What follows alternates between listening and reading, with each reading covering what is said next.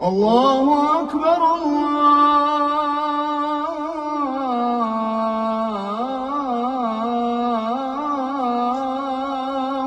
أكبر. మీరు అజాన్ వింటున్నారా? అయితే మీరు చేస్తున్న పని ఆపేసి ఈ పని చేయండి. ఏంటా పని అనుకుంటున్నారా? మీకు గనుక అజాన్ వినిపించింది అంటే మీరు దివ్య ఖురాన్ చదువుతూ ఉన్నా సరే ఆపేయాలి. ఇక్కడ ఒక విషయం అర్థం చేసుకోండి. దివ్య ఖురాన్ని అల్లాతాలా ఆపేయాలి అని ఆదేశం ఇచ్చినప్పుడు మనం మాట్లాడే మాటలు కానీ ఇతరులతో సంభాషణ కానీ వాటిని ముందుగా ఆపేయాలి. మనకి ఎప్పుడైతే అజాన్ వినిపిస్తుందో దానికి మనం తప్పకుండా జవాబు ఇవ్వాలి. మనలో చాలామందికి అజాన్ యొక్క జవాబు రాదు. ఈ విషయం తెలియక అంటే ఈ జవాబు రాక చాలామంది ఈ అజాన్కి జవాబు ఇవ్వడం మానేస్తారు. ఇందులో ఏం లేదండి.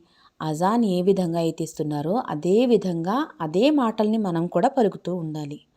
ఎక్కడైతే హయ్య అలల్ సలా హయ్య అలల్ ఫలా అని అంటారో అక్కడ లా హౌల వలా ఖువత ఇల్లా బిల్లా ఈ రెండు మాత్రమే మనం యాడ్ చేసుకుంటే సరిపోతుంది.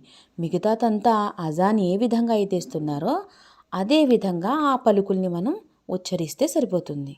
అర్థమైంది కదా? మాట్లాడుతున్నట్లయితే మాటల్ని ఆపేయాలి, ఖురాన్ చదువుతున్నట్టయితే ఖురాన్ని ఆపేయాలి, శ్రద్ధగా అజాన్ని వినాలి, అజాన్కి జవాబుగా ఈ పలుకులు మాత్రమే పలుకుతే మనకి సరిపోతుంది.